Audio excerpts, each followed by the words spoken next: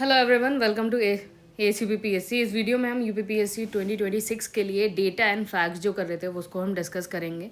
तो हमारी ये सीरीज़ है थ्रू आउट आपका एग्ज़ाम जो 6 दिसंबर को होने वाला है, और इवन मेंस के लिए भी, और 2025 का जो मेंस है उसके लिए भी ये यूज़फुल होगा। तो सबके लिए ही है। तो हम जितना भी सारी चीज़ें इंपॉर्टेंट जो डेटा है, फैक्ट्स हैं, जो रिपोर्ट्स हैं वो रिलीज़ होती जाएंगी, तो उनको हम इसमें डिस्कस करते रहेंगे। तो ये सारी चीज़ें हैं। बाकी ये प्रीलिम्स का कोर्स है, प्रीलिम्स और मेंस का 2026 का, इसकी सारी डिटेल्स हैं और आप इसको देख सकते हैं।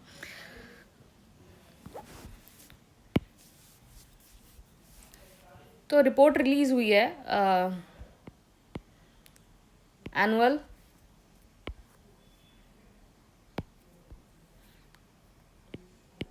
Annual survey of industries ASI 2023-24। तो ये सितंबर में रिलीज़ हुई है, सितंबर 2025 में। और ये रिलीज़ कौन करता है? Ministry of statics and program implementation. तो इसमें की हाइलाइट्स ये हैं कि top 5 industries in terms of GVA। तो वो कौन सी है? पहली, बेसिक मेटल। देखो, अगर आपको स्पीच स्लो लग रही है तो 1.5x या 2x में आप इस वीडियो को देख लेना। तो मोटर व्हीकल्स। तीसरी, केमिकल एंड केमिकल प्रोडक्ट्स। चौथी, फूड प्रोडक्ट्स। एंड पांचवी, फार्मास्यूटिकल प्रोडक्ट्स। ये टॉप 5 इंडस्ट्रीज हैं in terms of the GVA, मतलब gross value added. Top 5 states कौन से हैं एम्प्लॉयमेंट में?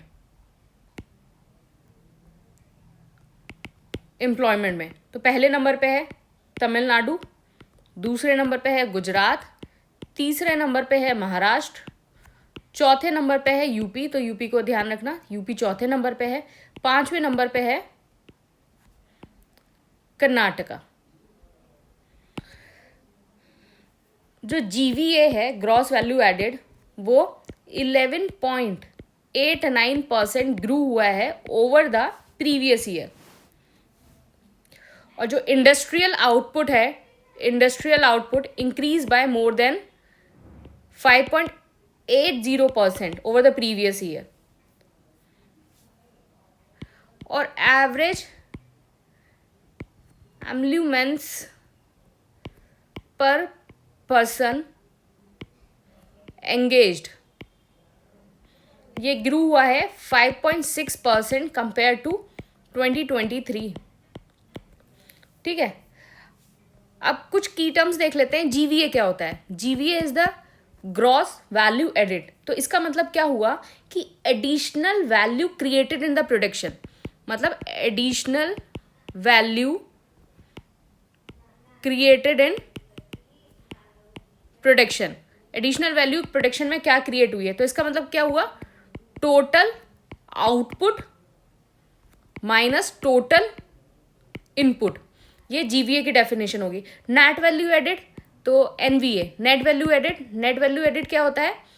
Total output minus total input minus depreciation. तो NVA जो है, नेट वैल्यू एडेड, वो होता है, नेट वैल्यू एडेड मतलब हो गया GVA माइनस डेप्रिसिएशन। और फिक्स्ड कैपिटल क्या हो गया कि डेप्रिसिएशन वैल्यू कोई भी आपकी लॉन्ग टर्म एसेट की हो गई, जैसे बिल्डिंग हो गया, मशीन हो गया, जो प्रोटेक्शन में यूज हो रही हैं, वो फिक्स्ड कैपिटल होता है। ठीक है, एक और रिपोर्ट आई है, स्टेट फाइनेंसेस रिपोर्ट 2022-23। तो ये भी आपकी सितंबर 2025 में ये रिलीज हुई है। तो ये रिलीज किसने करी है? कैग ने, कंट्रोलर एंड ऑडिटर जनरल ने। तो ये पहली फर्स्ट ऑफ काइंड रिपोर्ट है जो कॉम्प्रिहेंसिव डेटा एनालिसिस और ट्रेंड देगी फिजिकल पैरामीटर्स के 28 स्टेट्स के over the 10 year period. 10 year period क्या, 2013 से 14 टू 2022 से 23, ओवर द 10 पीरियड जो है आपका जो कॉम्प्रिहेंसिव डेटा एनालिसिस या कोई भी फिजिकल पैरामीटर्स हैं 28 स्टेट के, उनका देगी।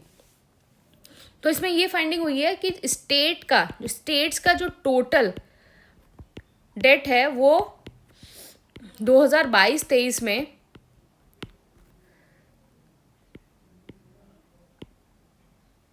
22.7% है ऑफ इंडियाज GDP, 22.17% है। और FRBM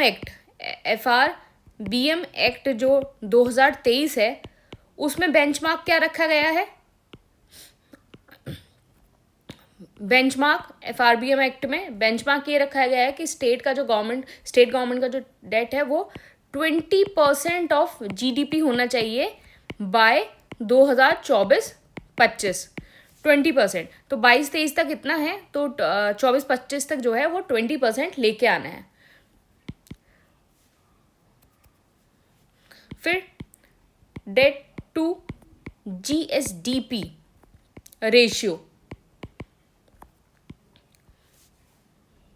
रेशियो वो हाईएस्ट किसका है, हाईएस्ट है पंजाब का, कितना 40.35%। फिर उसके बाद है नागालैंड दूसरे नंबर पे, नागालैंड का है 37.15%। फिर उसके बाद तीसरे नंबर पे है वेस्ट बंगाल का कितना है 33.70%। ठीक है। फिर फिस्कल डेफिसिट, जो सारे, ये ध्यान देने वाली बात है कि ऑल 28 स्टेट्स, सारे स्टेट जो हैं वो डेफिसिट में हैं, सारे स्टेट। तो एक आपके पास ऐसा क्वेश्चन आ सकता है कि चलिए मैं अभी आपको बताती हूँ। रेंज फ्रॉम गुजरात का कितना है 0.76% ऑफ GSDP टू हिमाचल 6.46%। तो इसका क्वेश्चन आ सकता है इस तरीके से कि चूज द करेक्ट स्टेटमेंट। पहला कि all according to the state finance 2022-23 report, all 20 state are in deficit and the highest deficit is in Himachal Pradesh, choose the correct. तो इस तरीके से जो है आपके जो फैक्ट्स है उसके आपके स्टेटमेंट बेस्ड क्वेश्चन बनाए जा सकते हैं। और FRBM जो एक्ट है 2023 और उसका बेंचमार्क क्या है, उसका बेंचमार्क ये है कि state needed to achieve fiscal deficit of 3.5% of GSDP in financial year 2022 से 23।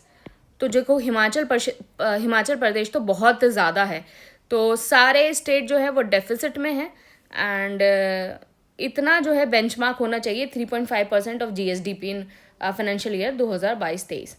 फिर उसके बाद there is a wide gap in revenue capacity, wide gaps in revenue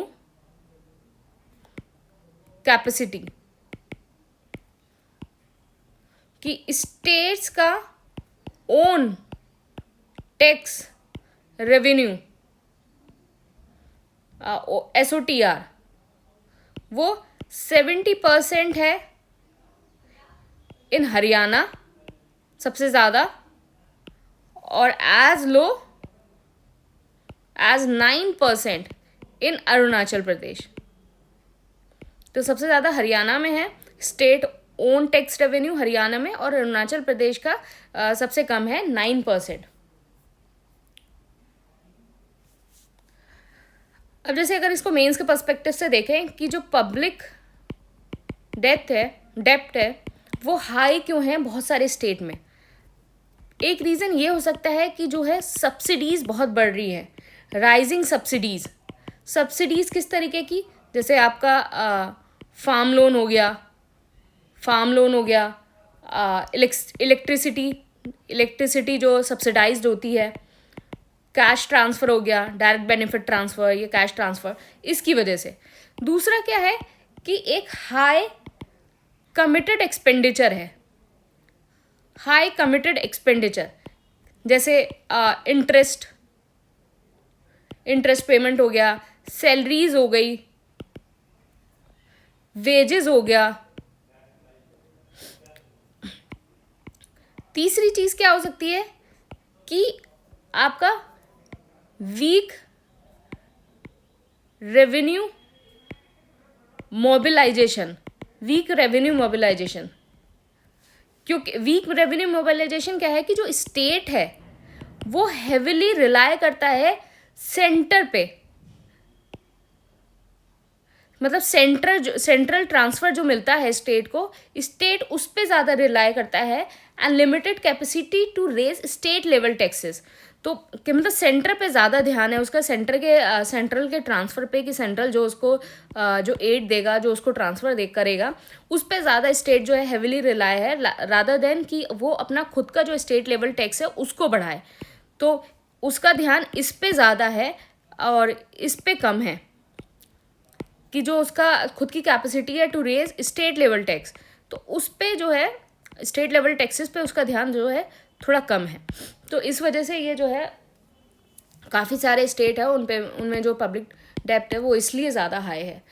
तो हमने ये 2 रिपोर्ट्स देख ली है, एक तो आपका स्टेट फाइनेंस रिपोर्ट 2022-23 और एक एनुअल सर्वे ऑफ इंडस्ट्रीज़। तो ये दोनों जो हैं सितंबर 2025 में जो है रिलीज़ हुई हैं, इंपॉर्टेंट होती है एग्ज़ाम के लिए, और डायरेक्ट इसमें से क्वेश्चन आ सकता है।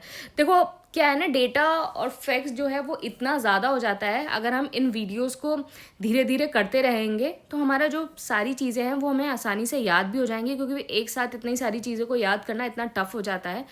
तो इसलिए हमने ये वाली सीरीज़ स्टार्ट करी है। आई होप आप लोगों को पसंद आ रही होगी।